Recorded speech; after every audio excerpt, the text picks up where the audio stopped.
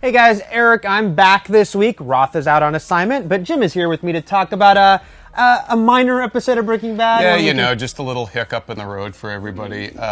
Amazing. Yeah, it was unbelievable. This is the third to last episode. Ozymandias, I hope I'm not massacring that name, but holy crap, what went down in this episode. It was, I mean, to me, and I'm sure for everybody, this is the end of the show. That's the ball game. I mean, Walter White is dead, and for all intents and purposes, he has lost everything. He's lost his family, and who'd have thought that Walt Jr. had such mettle in him that he ended up being a much stronger character, probably than people gave him credit for. Yeah, so much happened in this episode, and like you said, this really kind of was the end of the line. It's almost like the next episodes are the epilogue, and really it was the end once Hank caught him, even if the neo-Nazis hadn't shown up. Yeah. But here we saw it happen. We saw Walt Jr. find out Hank, horribly got killed in the opening few minutes of the episode. But what a great last scene for Hank, and the fact that he held on to his dignity to the very end, and also just the fact that Walt in the end trying to bargain for his life, like that would have done anything. Once you tell a bunch of neo-Nazis with a lot of big guns that there's $80 million here. Yeah, it's about 5 feet that way. They're not going to say, let's let the DEA agent go. And that's what, Hank's final words were about, but a great final moment for him. But yeah, just everything that happened after that. The fact that, the one thing I'll say, it's not, a dig on the show, but there's so much going on, we didn't even have time to really mourn Hank, Yeah. Because we just had to full throttle go through to the rest of the episode with Walt Jr. finding out, with the fact that Marie, sort of tragically thinks that Walt's been caught by Hank. Little does she know that her husband is dead. Just so much was going on. Until the phone call at the end, when he, I love that basically the not too subtle subtext of that scene is that this is my last act for my family. It's all on me. You didn't know anything.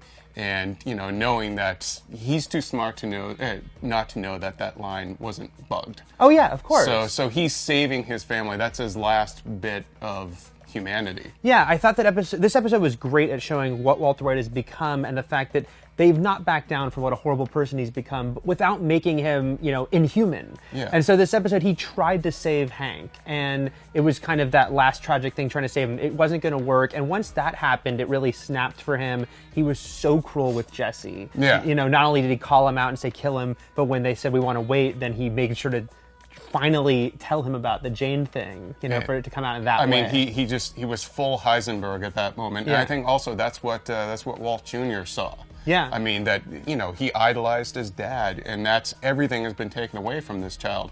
But I also think that, Jesse, the predicament now that he is in, it really is in some ways a fate worse than death. Because he's essentially a slave now to these neo-Nazis. We've long talked about, this show, thinking that the end of the show has to be, we hope it is, sort of the redemption of Jesse, saving Jesse, and now it's sort of literally that's kind of what's in the balance right now. Right. It's the last thing in the balance is Jesse's life. I mean, I feel like the show is going to end pretty much with a guns blazing thing. I mean, the pitch for the show along has been Mr. Chips turns into Scarface. Yeah. And there was even a dead-on Scarface moment earlier in the show where they're watching the movie. Yeah. And Walt just kind of says something like they all die in the end. I mean, I do feel like the show is going to end, and we've seen that, he's got the guns and all that, and he's back. He doesn't really have anything left.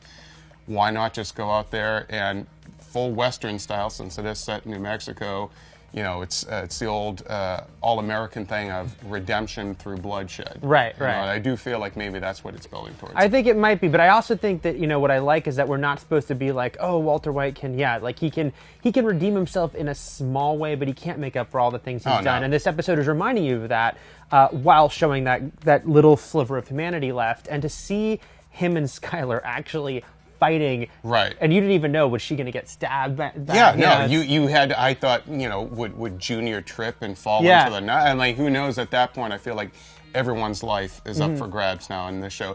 What did you think of the prologue that was set during the very first episode, the pilot. I loved that because it was this little, first of all, it was obviously nice nostalgia-wise to look back at the beginning of the show, how everything looked different, he looked different, but what I loved is showing the beginning of Walter White, the best liar ever, because this time we see how he's practicing and he's like insecure and he's got more prepared than he needs. Once he says, my boss needs me at work, she's like, okay, sure. But he's already gotten his mind so much more set, but we're seeing the beginning of what will become the most amazing manipulator liar we've ever seen, And so also that it all ties back into the end to Holly. Yep. And it was just that moment of not even a calm before the storm, but just sort of that, it was, at that moment, it was the beginning of the death of Walter White, really. Yeah. And that phone call, circling back to that phone call with Skylar, it was such a huge, important moment because, he's saying this venom to these horrible, horrible things, a lot of which people have pointed out can kind of mirror some of the worst people online. Yeah, it's like they just went onto the message boards. Yeah, they just went on the message boards and said, what did people say about Skylar? But, of course, the way it's so smart is that he's doing this to save her. It is his last... He's crying while he's doing it. He's crying while he's doing it. He knows, my family is gone to me. I can't take my baby with me. For that split second of insanity, he was going to do it. And how about that baby? This might be the first baby to win an Emmy. Right. This child is amazing.